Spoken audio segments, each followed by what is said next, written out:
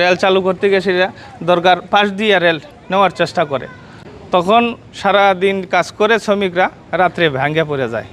তো ওইভাবে প্রতিদিন রেল কর্তৃপক্ষের অফিসারকে স্বপ্নে দেখানো হয় যে তুমি রেল আরও দূরত্ব সরাই নাও, এবং কি উনি ইশারাতে দেখাই দিয়েছেন যে তুমি এতটুক দূরে দিয়া রেলটা নেও। তখন ওনারা মানে না, ওনারা বুঝতে পারে নাই যে কি প্রতিদিন স্বপ্নে দেখি, বুঝতে পারে নাই, প্রতিদিন কাজ করে রাত্রে আবার ভেঙে পড়ে যায়, ওনারা বিভ্রান্তির মধ্যে আছে।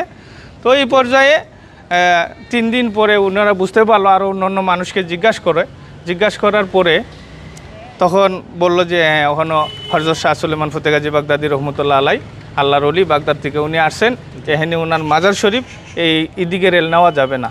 তখন ওনারা আইসা মাপটাপ চান, গুরু জবাই করে এখানে সিন্নি করে তারপরে যেভাবে দেখানো হয়েছে ওইভাবে রেলটা ঘুরায় নেওয়া হয়েছে, একটু হ্যাঁ বাঁকা করে নেওয়া হয়েছে।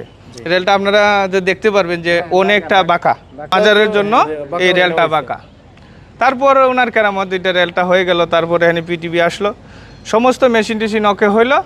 তখন স্বপ্নে দেখানো হইলো যে আমার দরবারে আগে বাতি জ্বলবে, আমার দরবারে বাতি না দেওয়া আগ পর্যন্ত তোমরা বিদ্যুৎ ব্যবহার করতে পারবে না।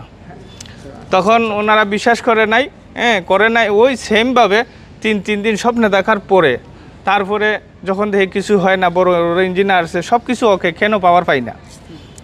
তখন ওই ইঞ্জিনিয়ারে বলল যে আমি তো এইভাবে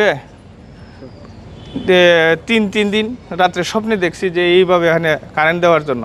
তখন এখানে আসলো দরবারে আইসা খাদেমগণের সাথে, আমাদের পূর্বপুরুষগণের সাথে আলোচনা করার পরে বলছে যে হ্যাঁ এটা সত্য।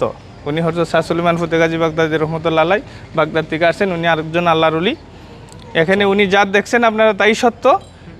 ওনা এখানে আগে বাতি দেন, তাহলে অবশ্যই আপনার এখানে বাতি জ্বলবে, অর্থাৎ পাওয়ার আপনারা পাবেন। সঙ্গে সঙ্গে ওই দিনেই ওনারা এই কাজ শুরু করলেন। এখনও স্মৃতি আছে, স্টিলের খাম্বা, ওনারা সঙ্গে সঙ্গে স্টিলের খাম্বা দিয়ে সেটা কারেন্টের লাইন করলেন, এবং কি পাশাপাশি পানির লাইনও করছেন, উভয়টাই করছেন। করে এখানে আগে বাতি সুইচ দিয়েছে, এখানে বাতি জ্বলছে, তারপরে ওইখানে গিয়ে পাওয়ার পাইছে। ওনার জীবনী এবং ওনার ইতিহাস আমি আপনার কাছে একটু জানতে চাই, একটু বলেন আমাকে। উনি ফতেগাজী বাবা বাগদাদ শরীফ থেকে সিলেটের উদ্দেশ্যে আসছেন গোরগোবিন্দ রাজার অত্যাচারের খবর পেয়ে। ওনারা বিশিষ্ট 12 জন, ওনাদের সফর সঙ্গী 360 জন, বিশিষ্ট 12 জনের সাথে ওনারা একত্রিত হয়েছেন। আইসা দিল্লিতে আসছেন, দিল্লিতে আইসা তারপরে বাংলাদেশের উদ্দেশ্যে রওনা হন, আসেন। আইসা উচাইল নৌপথে আসেন, উচাইল আইসা এই উঁচা জায়গা বিদায় ওনাকে এই জায়গাটাকে বলা হয় উচাইল। গাইবী মসজিদ আছে ওইখানে আসেন, হ্যাঁ গাইবী মসজিদ যেটা, ওইখানে আসেন। ওখান থেকে তারপরে ফতেপুরে আসেন এই জায়গায়। তখন অগুর জঙ্গল ছিল, এখানে আইসা ওনার আস্তানা করছেন, এখান থেকে বিভিন্ন জায়গায় ওনারা সেটিং হয়েছেন। এটা তো পাহাড় জঙ্গল ছিল, এখন তো আধুনিকতা আসছে। এই যে সামনে বন্দিগি টিলা আছে, ওনার বাগিনা পরবর্তীতে আসছেন, উনি প্রথমে আসছেন। তো উনি আইসা এখানে আশুক নারায়ণের সাথে মুখামুখি, যুদ্ধ হয় নাই, আশুক নারায়ণ লোকজন পাঠাইছে ওনাকে নেয়ার জন্য, কিন্তু নিজা নাই। এখানে স্থানীয় কেউ ছিলেন? আশুক নারায়ণ হলো চুনারুঘাটের এই সে একজন প্রভাবশালী ব্যক্তি ছিলেন। তো উনি হিন্দু সম্প্রদায় যে লেহানে সাধক কে আসছে, ওনাকে বলো আমার কাছে আসার জন্য।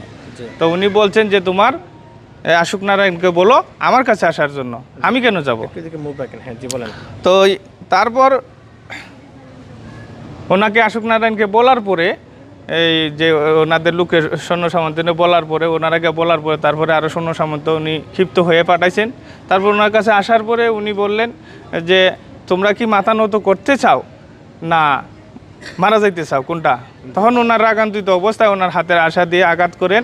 কিছু মানুষ দৌড়ে পালাই যান, কিছু মানুষ যে অবস্থানে দাঁড়ানো ছিল ওই অবস্থায় তারা মূর্তির মতন হয়ে রয়েছে। তো ওই খবর আশুক নারায়ণ ভয় পাইয়া সে চলে গেছে, পালায়ন করে। তারপরে এই দেশে আস্তে আস্তে মুসলমান হয়। ওনার কাছে বিভিন্ন মানুষ আইসা এই মুসলমান হয়, হিন্দু থেকে মুসলমান হয়, এই দেশ আবাদ হয়, মুসলমান ধর্ম গ্রহণ করে এই ফতেপুর শাহজিবাজার আবাদ হয়।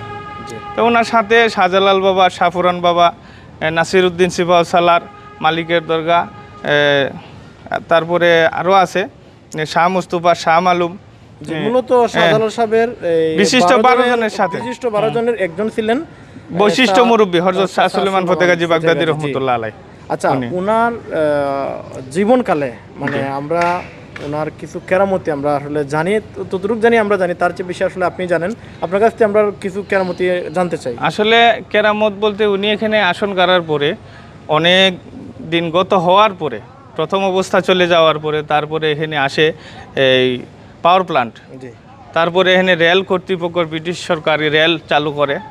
এই ওনার বাগিনার আসন আছে, হ্যাঁ বাগিনার আসন পরবর্তীতে আসছে।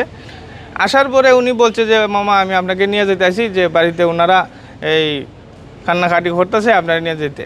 তখন উনি বললেন যে না, আমি তো ইসলামের জন্য, ইসলাম প্রচারের জন্য সংসার ত্যাগ করেছি, আমি যাব না, কয় অভাব অনটন। তখন উনি এই আসন যেইখানে আসন এখানে ওনার পাগড়ি মুবারক খুইলা জেলে তোমার অর্থের দরকার, তুমি যা খুশি তা নিয়ে যাও।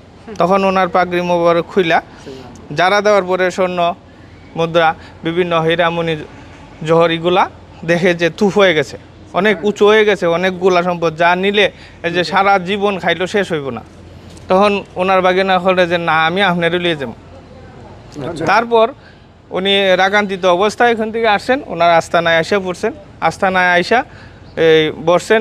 তাও ওনার বাগিনা বলতেছে যে না মামা আপনাকে নিয়েই যাবো।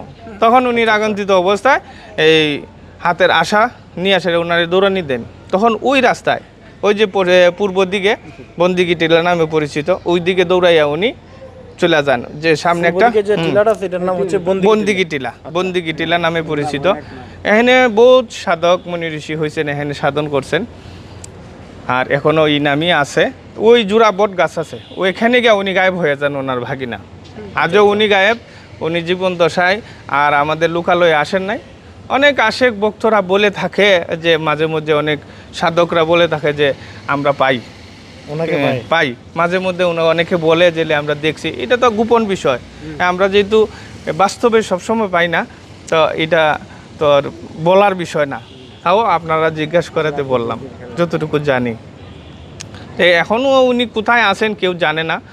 একটাই নির্দেশনা আছে যে জরিন্দাবট গাছে নিচে যাওয়ার পরে উনি গায়েব হয়ে গেছেন। মানে এখানে জোরান্ত একটা হ্যাঁ দুইটা বট গাছ একত্রিত হয়েছে, মাঝখানে ফাঁকা দুটা বট গাছ একত্রিত হয় ওই জায়গায়, এখানে ওনার আসন পরিচিত হয়। অটোমেটিকলি একটা আসনের মতন গড়া হয় এইভাবে, উপরে দেখবেন যাইয়া এইভাবে বট গাছটা একত্রিত হয়েছে। দুইটা বট গাছ দুই দিক থেকে আইসা একত্রিত হয়ে গেছে, এখনও স্মৃতি আছে। আর ওনার নামের উপরে সামনে ওই যেখানে কেরামত দেখাইলেন ওনার বাগিনাকে এই অর্থ দেওয়ার জন্য স্বর্ণ হীরামণি মুক্তা বার করে দেখাইছিলেন, কেরামত দেখাইছিলেন, ওইখানে হইল সামনে এটাকে এই ওই যে আসন, সামনে আসন, এই হইল আসন যেখানে ফতেগাজী বাবা ওনার বাগিনাকে এই অর্থ দেওয়ার জন্য পাগড়ি মোবারক যারা দিছিলেন, ওই আমরা নির্দিষ্টভাবে ওই আসনটা রাখছি যে এই ফতেগাজী বাবার বাগিনার নামের উপরে প্রথম কেরামত এখানে ওনার নামের উপরে বাতি জ্বালানো হয়। আচ্ছা আচ্ছা আচ্ছা, হ্যাঁ ওনার নামের উপরে ওইখানে বাতি জ্বালায় আর কি। কোন জায়গায় অর্থ এই পড়ছিল এটা আমাদের জানা নেই। ডিসেম্বরের 14-15, হ্যাঁ ডিসেম্বরের 14, 15, 16 একদিন অবসর হয়, আর 13, 14, 15 হয়, আবার 14, 15, 16 হয়। ওইটা একদিনের ব্যবধান হয়, একদিনের ব্যবধান হয় আর কি, কতটুকু। টিলার উপরে কারো কোনো মাজার নাই, হ্যাঁ এমনিতে আপনার অগণিত কবর আছে চতুর্দিকে কবর আছে। অলি শুধু একজনই এখানে, হযরত শাহ সুলেমান ফতেগাজী বাগদাদী রহমতুল্লাহ আলাইহি, উনি ব্যতীত আর কোনো অলি নাই। অলি যারা আছে ওনার আশেক যারা আছে, হ্যাঁ ওনাদের কোনো চিহ্নত নাই। বিভিন্ন জনে বিভিন্ন কিছু বলে, কিন্তু অলি একজনই, এখানে শুধু ফতেগাজী বাবা। ওনার ভাগিনারে এখন পর্যন্ত কোনো ঠিকানা হয় নাই, উনি গোপনে এখনো পর্যন্ত গোপনে আছে। অনেকে বলে যে অমুক আছে, বিভিন্ন লোক এখানে সাধন ভোজন করছে, নিখোঁজ হয়ে গেছেন, এই যে দূরে গাছের পরে নিখোঁজ গেছেন, এখন কোন জায়গায় এটা তো কেউ বলতে পারে নাই, নির্দিষ্ট নাই। এখানে শুধু একজনই অলি, হযরত শাহ সুলেমান ফতেগাজী বাগদাদী রহমতুল্লাহ আলাইহি।